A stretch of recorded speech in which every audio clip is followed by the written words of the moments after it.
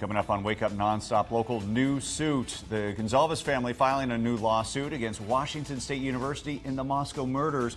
What the family is telling us about their claims coming up. And caught on camera, a head-on crash on an Iowa highway. How many cars were hit before it was all over? Coming up. Also this morning, waiting game. The president signing that bill to release the DOJ's Epstein files. No hiding, no game playing, no covering up. What the DOJ may redact is that 30-day clock starts ticking to release those files. And it's a cold start to the day today with the chance of running into a little bit of patchy fog or some light sprinkles on the morning commute. I would say just because something's edible doesn't mean it tastes good. And if you can't beat them, eat them. A professor out of Virginia is teaching students about invasive species by eating them. We'll explain coming up. Plus, look at that. Noah Boelter getting on the ice. The blades are back. The Numerica Skate Ribbon is opening this weekend. All right, and we've got everything you need to know as we skate on into a Thursday. Wake Up NonStop Local starts right now. Wake up, you gotta rise to the sun. And here it comes, it's time to make the best of what you got to give. It's all about rising, and I wanna be there. All right, here's a live look from up above at the Numerica Skate Ribbon. You can see Noah Boelter down there with his new friends. He's doing a great job. Great job. He's going to look like a pro by the end of it. Yeah. The ribbon opens on Saturday. Today, we're giving you a sneak peek. Thanks so much for joining us here on Wake Up NonStop Local. I'm Kalai Chalk. And I'm Sam Mabser. We're getting out of our comfort zone this morning. The skate ribbon will be open, by the way, for the season starting Saturday. And of course, we've got some very special guests already out on the ice. Look at Noah already, just in the time we saw him about 10 seconds ago. He's already taking baby steps. He's looking more and more comfortable by the minute. We're going to check back in a few minutes.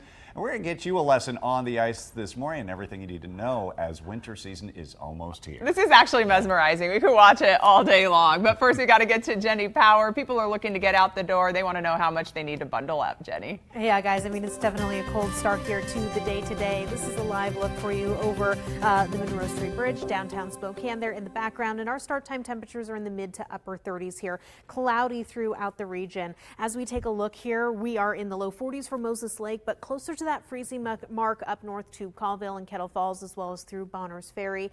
And as we take a look at what's happening weather-wise on our current satellite and radar here, we do have a little bit of moisture pulling up from the south. It's been leading to some light sprinkles and a little bit of mist down on the Palouse and through areas of Potlatch. We also have been seeing a little bit of some patchy fog through the North Idaho Panhandle and up near the Canadian border. So just know that with our cold start time temperatures, if you run into some of that fog, slow things down and drive for conditions, as it could lead to some slick roadway. As we move forward, daytime highs mid 40s with partly sunny skies into this afternoon. Guys. Okay, Jenny, thank you. Well, two Gonzaga University students will be arraigned next week for their involvement in a firework explosion in downtown Spokane earlier this month. 21-year-old Theodore Waymiller and 21-year-old Samuel Hopper are accused of throwing a firework out a car window at a bystander. Surveillance camera footage shows the car slowing down under the Wall Street Viaduct before the device is thrown out. This explosive device, it landed in a minor's lap, and the alleged victim in this case, Mr. Bess, he was able to get this device and throw it out of the way, which unfortunately it exploded while in his hand, causing very graphic injuries. The two students turned themselves in after they learned someone had been injured. They're both out on bond this morning. They'll be arraigned next Tuesday. Developing story right now, the attorney for the family of Kaylee Gonzalez, one of the 4 victims in the U of I murders, says they plan to sue Washington State University. Family attorney Shannon Gray sent us a statement saying, "We filed this lawsuit to seek accountability and transparency from Washington State University. Our goal is to understand what went wrong, to ensure that no other family endures the same tragedy, and to honor the memory of those who were lost. We trust the legal process to uncover the truth, and we will not be making further public comments while the case is pending." Now, the grounds of the lawsuit and how much the family is suing for is still unclear. The family filed a tort claim in 2023, not only against WSU, but also against the University of Idaho, as well as the city of Moscow and Idaho State Police. Still unclear where that tort claim stands right now or if it has any connection to this new lawsuit. Now, documents from the initial investigation show that Koberger had conflicts with staff and students while he was a student and teacher's assistant at Washington State. A female student reported uncomfortable interactions with him. Now, we did reach out to Washington State University. The school didn't want to respond in detail because it's a legal claim, but President Elizabeth Cantwell did issue a statement saying, "My heart goes out to the families, friends, and entire community grieving this tragic loss of life. We share in their sorrow, and we recognize the profound pain and shock that this act of violence has caused." The man accused of driving drunk with children in the car and hitting and killing a pedestrian will be arraigned today. That crash happened last Friday night in Spokane Valley. 29-year-old Seth Shremick had a 3-year-old and 7-year-old in the car, according to police, when he hit the woman on North Sullivan and East Broadway. He admitted to drinking that evening and to prior drug use. He's now facing charges of vehicular homicide and reckless endangerment. The identity of the woman who was killed in the crash has not yet been released. Taking a live look this morning from the White House, where the president has now officially signed the Epstein Transparency Act to release all unclassified documents related to the late Jeffrey Epstein. However, the DOJ will likely still withhold some of those files to protect the privacy of the victims. In the next 30 days, Attorney General Pam Bondi can redact information that would jeopardize active investigations. Bondi says that her office has already made thousands of documents public and that will continue.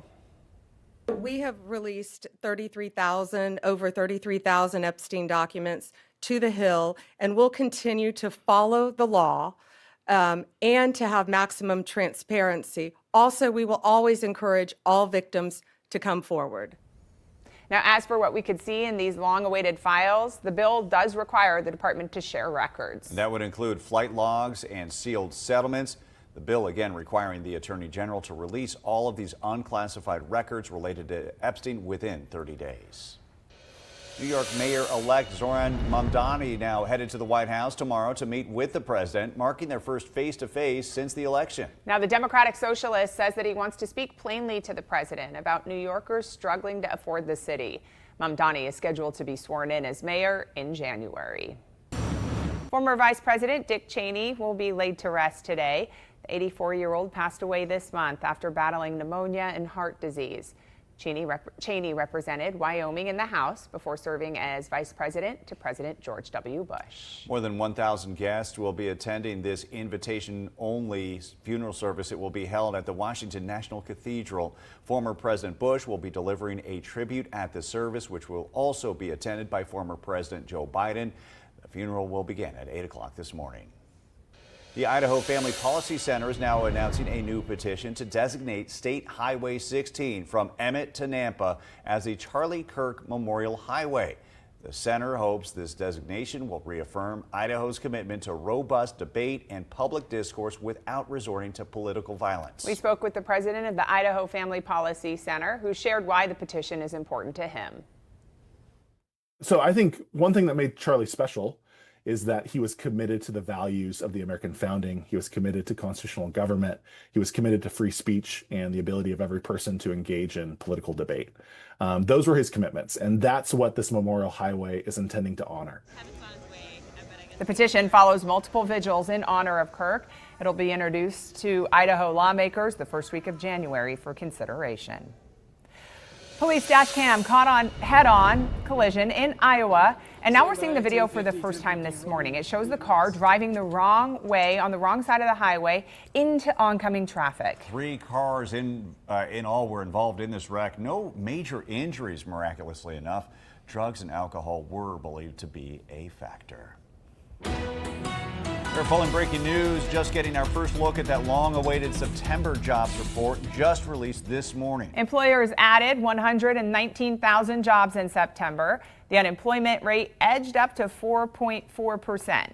Now, while the hiring numbers indicate very positive numbers right now, the data was delayed by 6 weeks because of the government shutdown, and experts say it's already now out of date. And the next report will be released in December and will include numbers for October and November.